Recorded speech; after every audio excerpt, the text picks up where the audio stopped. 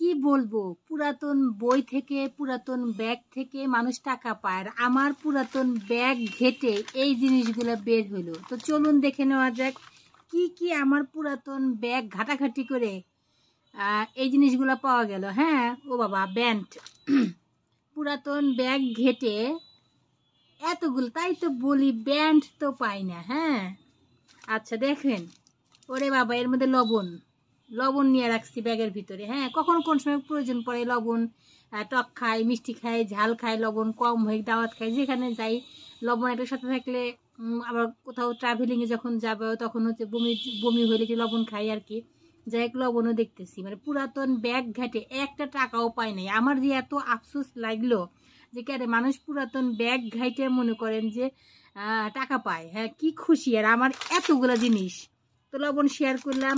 আর যে ব্যাগই আমি ঘাটি না কিসের জন্য, পুরাতন ব্যাগ, কলম তো মনে করেন যে থাকবেই, এতগুলা কলম, অথচ প্রয়োজনে একটা খুঁজে খুঁজে পাই না। প্রয়োজনের সময় একটা কলমও যদি আমি পাই, ওরে বাপরে, এতগুলা কলম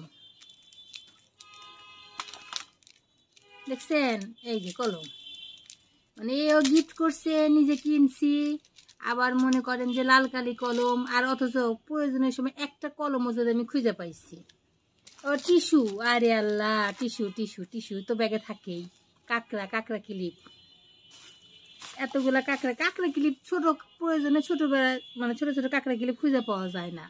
ওরে বাবা, দেখছেন হেক্সাসোল, এই যে হেক্সিসোল, এই যে করোনার সময়ের ব্যাগ ঘাটাঘাটি করে তো মনে করেন যে এই যে একটুখানি ব্যবহার করছে, কি করে নিয়ে অমনি ছিল।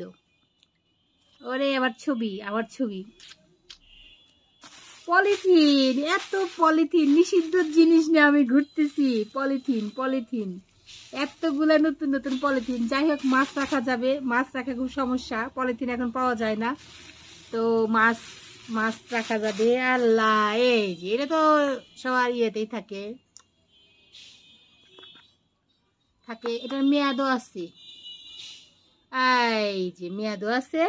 ওরে চিরুনি, ব্যাগে তো একটা চিরুনি থাকবেই, কিন্তু তাই বলে পুরাতন ব্যাগ ঘেটে চিরুনি, মানে আমি যে এতই চিরুনি খুঁজি, প্রয়োজনের সময় আমার মাথায় অনেক সময় আশ্রয়তে ভুলে যায় যে চিরুনি খুঁজে পাই না, ব্যাগের মধ্যে ঢুকায় রাখি।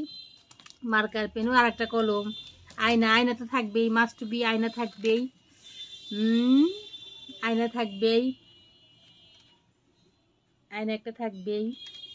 তো যাই হোক, সমস্যা নাই, এখন আয়না চলে আসছে, একটা আয়না থাকলো। ওরে গ্যাস লাইটও রাখছি, ওরে ঘষার জন্য। তো এই যে এত জিনিস এই একটা ব্যাগ ঘাটে আমি এই পাইলাম। হ্যাঁ, মানে ব্যাগগুলো মানুষকে দিয়ে দেওয়া লাগবে, সেই জন্য ধরেন যে এই দেখি ব্যাগের ভিতরে কিছু আছে কি, টাকা টোকা পাওয়া যায় কিনি, এই লোভে, এই আশায় ভরসায় আমি ব্যাগ ঘাটাঘাটি করতে চাই। বাকিটা ইতিহাস, আপনাদের সামনে সবই উপস্থাপন করলাম।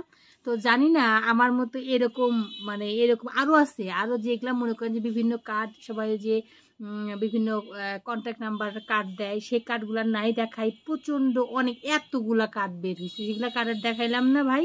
ব্যাগের মধ্যে খালি কার্ড দিয়েই বোঝায়, সাদা কাগজ দিয়ে বোঝায়, ওগুলো না দেখাই। তো যে ওগুলো আবার কিছু কিছু লেখা আছে, সেগুলো আবার দেখার একটু সমস্যা। তো যাই হোক, সবাই ভালো থাকবেন।